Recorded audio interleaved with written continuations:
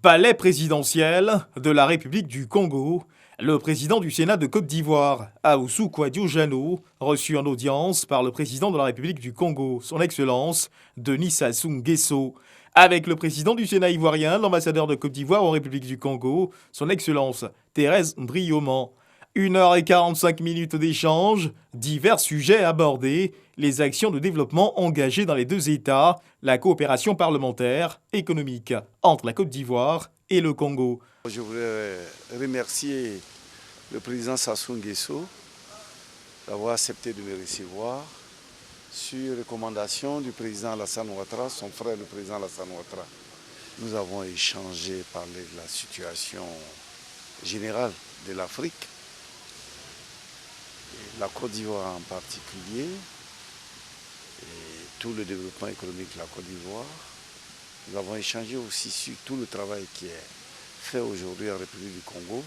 Nous voyons que le Congo est en train de refleurir et que les fruits de cette croissance, de ce développement économique et social sont visibles. Ensuite, nous allons parler de la zone, la ZELEC, la zone économique de libre-échange en Afrique. Comment est-ce qu'on devait construire des infrastructures pour accélérer le commerce en Afrique. Parler de la fraternité qui a entre lui et le président Alassane Ouattara, puisque la Côte d'Ivoire et le Congo, dans toutes les conférences internationales, sont toujours côte à côte. Et cette fraternité existe aussi par transition entre le président du Parlement congolais et moi-même, et le président du Parlement ivoirien.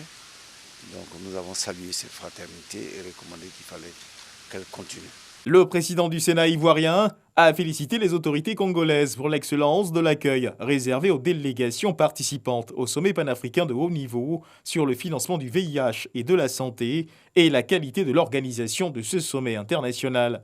Ahoussou Kouadio-Jano, le président du Sénat de Côte d'Ivoire, a eu un tête-à-tête avec le président du Sénat congolais, Pierre Mbolo.